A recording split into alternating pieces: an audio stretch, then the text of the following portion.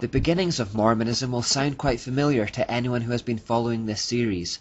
It began when its founder, Joseph Smith, claimed to have been visited by an angel of light called Moroni, who preached to him a different gospel to that found in the Bible.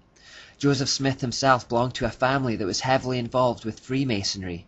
In the Mormon Church and Freemasonry, Terry Chateau writes, "The Joseph Smith family was a Masonic family which lived by and practiced the estimable and admirable tenets of Freemasonry. The father, Joseph Smith Sr., was a documented member in upstate New York. He was raised to the degree of Master Mason on May the 7th, 1818, in Ontario Lodge No. 23 of Canandaigua, New York. An older son, Hiram Smith, was a member of Mount Moriah, Lodge No. 112, Palmyra, New York. Joseph Smith was also a Freemason himself, who joined the lodge in 1842. In his book History of the Church he says, he was with the Masonic Lodge and rose to the sublime degree. As a result of these connections, Joseph Smith borrowed heavily, you could actually say plagiarized from Freemasonry in the formation of his own religion, and the two therefore share extensive commonalities in terms of symbols, signs, handshakes, vocabulary, and clothing such as aprons and robes. Mormon temple garments also tellingly bear the square and compass symbol from Freemasonry, although Joseph Smith gave all these things a slightly different meaning.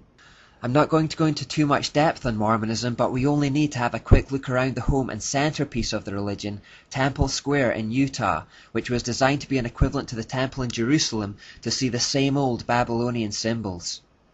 The inverted pentagram representing Satan, for example, is to be found all around Temple Square in many different forms, such as here above the windows.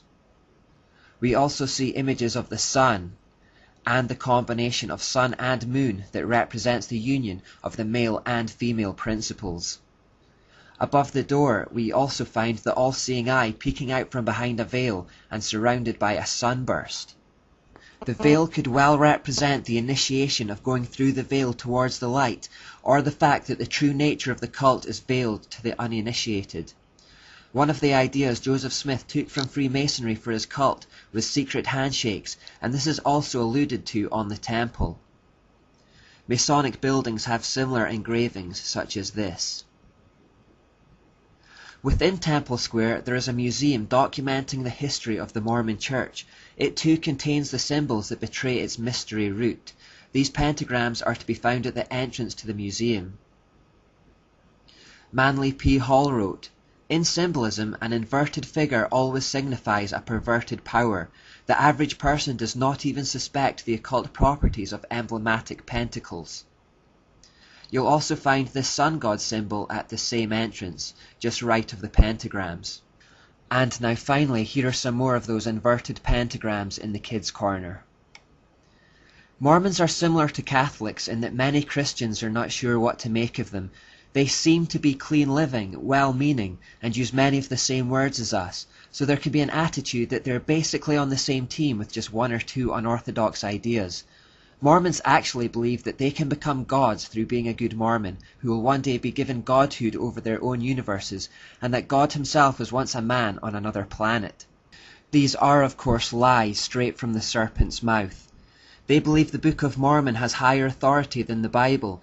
They believe that there are many gods, that there is a mother god, that God has a goddess wife, that there is no salvation outside of the Mormon Church or without acknowledging Joseph Smith as a prophet, and they also state that Jesus' sacrifice on the cross was not enough by itself, and that we need to do good works as well, which is always a mark of a false religion. Hopefully this information, along with a quick look at the symbols, will tell you just who the spiritual power behind the cult of Mormonism really is, and we'll discover it has no compatibility with Christianity at all.